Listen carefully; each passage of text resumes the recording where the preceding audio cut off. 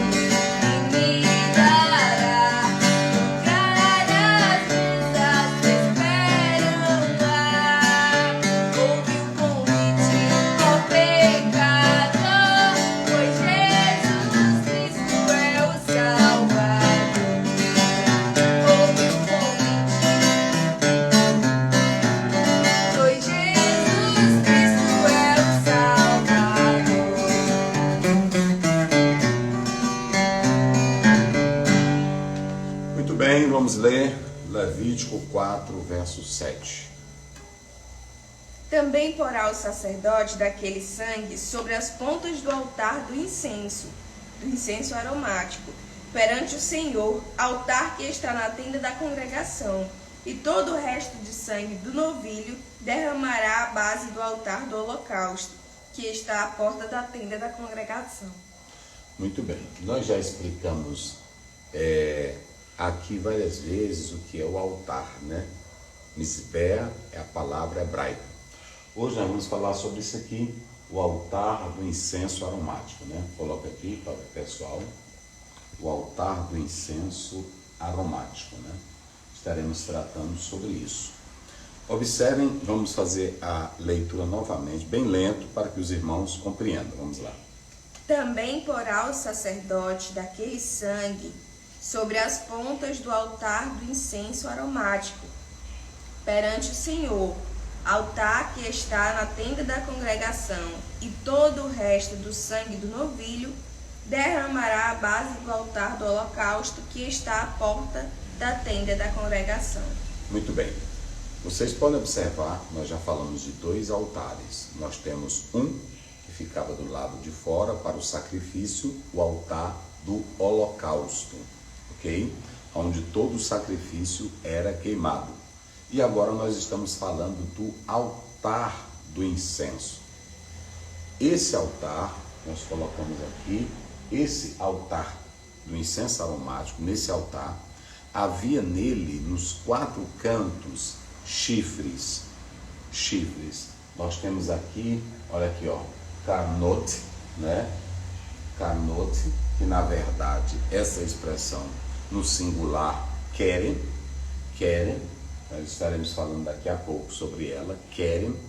E quando se pega essa expressão aí no hebraico, querem, aqui nós estamos falando, ó, carnote, são chifres. Palavra aqui no hebraico, essa terminação aqui, oti, que no feminino, ela está dando a ideia de chifres. Está dando a ideia de chifres. Então, no altar do incenso aromático, havia nos cantos 4 chifres. Há uma pergunta, uma indagação do porquê disso. Os teólogos têm se debatido para compreender a razão desses chifres nos cantos desse altar do incenso, também conhecido como altar de ouro. As pessoas e os estudiosos dizem que eles tinham algum simbolismo. Porém, nós sabemos que vamos ver Êxodo 30, verso 1. Sabemos biblicamente que esse altar aromático, esse altar do incenso, deveria conter isso. Vamos lá, como é que diz aí? E farás um altar para queimar o incenso, de madeira de cetim o farás. Não pode ir. Ele vai explicando aí. O seu comprimento será de 1 côvado e a sua largura de 1 côvado. Será quadrado de 2 côvados a sua altura. E as suas pontas farão uma só peça com ele. E com ouro puro o forrarás, o seu teto e as suas paredes ao redor, e as suas portas lhes farás uma coroa de ouro ao redor. Também lhe farás 2 argolas de ouro debaixo da sua coroa. Aos 2 lados as farás, de ambas as bandas, e serão para lugares dos varais, com que será levado. Continua? Pode ir. E os varais de madeira e de cetim os forrarás com ouro, e os porás diante do véu que está diante da arca do testemunho, diante do propiciatório que está o testemunho, onde me ajuntarei contigo. E Arão sobre ele queimará o incenso das especiarias. Cada manhã, quando põe em ordem as lâmpadas, o queimará. E acendendo Arão as lâmpadas à tarde, o queimará. Este será incenso contínuo perante o Senhor pelas vossas gerações. Não oferecereis sobre ele incenso estranho, nem holocausto, nem oferta, nem tampouco derramareis sobre ele libações. Uma vez no ano, Arão fará expiação sobre as pontas do altar com o sangue do sacrifício das expiações. Uma vez no ano fará expiação sobre ele pelas vossas gerações. Santíssimo é o Senhor. Muito bem. Então, não se sabe ao certo, não se pode explicar, como nós estamos falando aqui, quanto a esses 4 cantos que tinham esses chifres aqui, o porquê disto. Agora, o que nós podemos analisar é que, biblicamente, a palavra chifre, ouçam bem isso, a palavra chifre, ela pode simbolizar 3 coisas. Primeiramente, pode simbolizar força, pode simbolizar poder e pode simbolizar e pode tratar literalmente como se fosse um frasco para conter líquido, para conter alguma coisa. Em quarto lugar, nós podemos dizer que também poderia referir-se a um instrumento musical que era usado em determinadas tradições ou festas religiosas. Perceba que nós podemos destacar aqui 4 coisas sobre os chifres. Primeiro, simbolizando força. Segundo, poder. Depois, um recipiente para conter alguma coisa. E em quarto lugar, um instrumento musical. Vamos ver aí a palavra de Deus em 2 textos bíblicos. Josué, capítulo 6. Josué, capítulo 6, vamos lá. Verso 7. Josué, aliás, 6, 4, vamos lá. Josué, capítulo 6, verso 4. 6, 4. E 7 sacerdotes levarão 7 buzinas de chifres de carneiro diante da arca. E no 7º dia rodeareis a cidade 7 vezes ao redor da cidade. E os sacerdotes toquem as trombetas. E os sacerdotes toquem as trombetas, não é isso? Deixa eu colocar aqui rapidinho, né? É aqui, ó. Ok? Nós temos mais ou menos isso, né? Só colocando aqui. Deixa eu colocar aqui que fica melhor para os irmãos. Que eu estou colocando atrasado. Mas seria isso aqui, deixa eu ver aqui, Shofar, ok? Muito bem. O que acontece? Nessa expressão aí, por isso que eu estou colocando, você vai encontrar uma diferença. No texto de Levítico, nós temos keren, que aqui está no hebraico, ó, nós temos karnot, ok? Aqui nós temos karnot, que são chifres. E aqui nós temos keren, e aqui nós temos shofar. O shofar, que essa palavra hebraica que nós estamos colocando aí, o shofar, está aqui, shofar, ok? No hebraico, também era chifre. E aqui ele está sendo usado como instrumento musical. Então, essa palavra chifre no hebraico, nós vamos já fazer a distinção entre ambas, elas representam poder, força e também um instrumento musical. Veja que aqui o texto de Josué 6, verso 4, está falando do shofar como um instrumento musical, ok? Vamos ver Apocalipse, capítulo 17, verso 3. Vamos lá. Apocalipse 17, verso 3. Depois a gente lê Zacarias 1, 18 e 19. E levou-me em espírito a um deserto, e vi uma mulher assentada sobre uma besta de cor escarlate, que estava cheia de nomes de blasfêmia e tinha 7 cabeças e 10 chifres. Olha aí. Então veja que chifres aí está representando poder. Os chifres aí representam poder. Enquanto que em Josué nós estamos vendo era um instrumento musical. Aqui no texto está sendo usado como recipiente para conter aquele líquido, que para conter o sangue que ele colocava nos 4 cantos do altar. Vamos lá. Zacarias 1, 18 a 19. Veja essa expressão bíblica, agora aqui já é representando força. Então veja que nós estamos falando de chifre como poder, como força e também chifre como instrumento musical. Vamos lá. E levantei os meus olhos e vi, e eis que vi 4 chifres. E eu disse ao anjo que falava comigo, que são estes? 4 anjos que falavam comigo, né? Eu vi o quanto? 4 anjos. Vai, aí 19. Continua, né? O 19 já. E eu 18 e 19. E eu disse ao anjo que falava comigo, que são estes? E ele me disse, estes são os chifres que espalharam Judá, Israel e Jerusalém. Então você pode perceber que aqui a palavra chifre, ela está sendo usada como força. Aí é claro, por isso que é importante quando se estuda o hebraico, você entender, pastor, mas por que shofar e keren? Veja que o shofar aqui era um instrumento. Esse shofar era um instrumento que era feito de um animal e que geralmente, se analise bem, era de carneiro e era usado nas festas,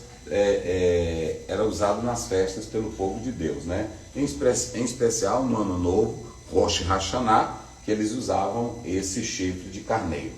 Agora, esse keren também era um instrumento feito de animal, ok? Mas a diferença é que o keren, ele era mais ornamentado, ele era mais enfeitado do que o shofar, ok? Ele era mais enfeitado, ele era mais ornamentado do que esse shofar que nós estamos apresentando aqui. Ele era bem decorado, né? Hoje nós não usamos, os judeus ainda continuam usando o shofar de Josué 6,4, viu? Eles continuam usando.